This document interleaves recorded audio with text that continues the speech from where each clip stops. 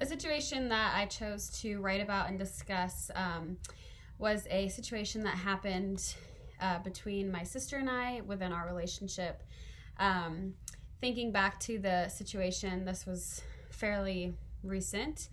And in light of all of the different materials and things that we've gone over in this course, I think it's been very helpful and beneficial to understand just where people are coming from, whether it's their background or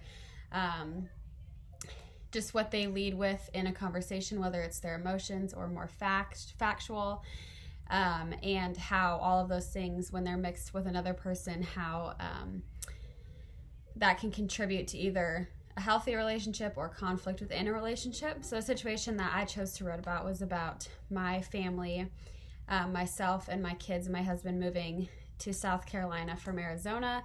Having this conversation with my sister was really difficult for her. She was led by emotion.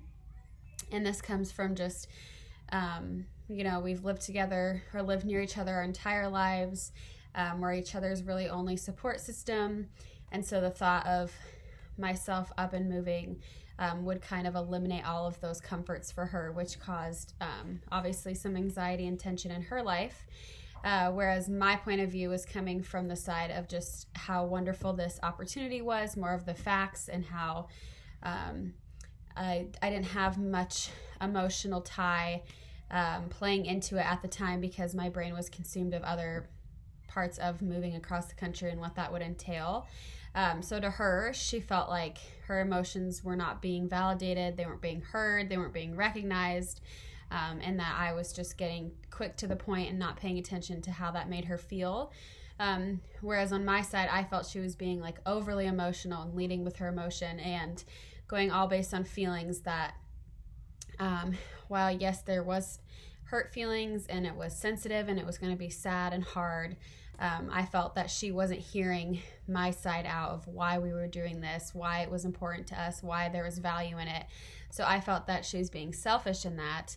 And we could not get to this common ground of figuring out, okay, so how do we agree? How do we align? And it took us, like we've talked about throughout this course, kind of stepping back and kind of examining the entire background for each of us, knowing that, she is dependent on me more so than I am her, which would create some friction, knowing that I wouldn't be close by anymore.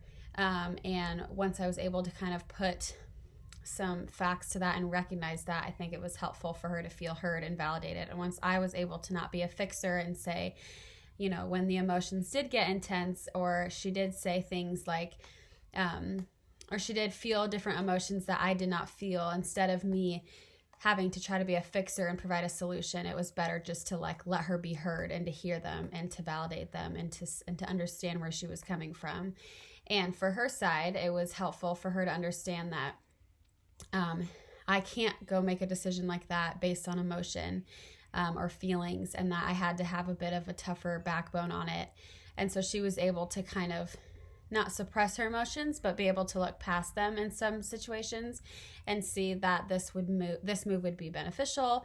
It would be great for my family. It was great for my husband and his job, and we were able to just seek a common ground in that. And if we didn't take the time to just recognize each other's backgrounds and intentions and the context of the entire situation, I don't think we would have come to that resolve, not nearly as quickly as we probably should have, if we just ignored that and continued on with her side being emotional and my side being factual.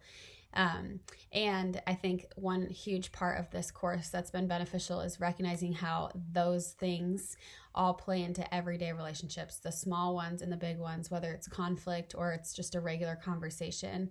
The way that your body language is, your tone of voice, your mannerisms, everything matters, because if you are using those in the wrong context, or you're misplacing the emotion, it can create friction.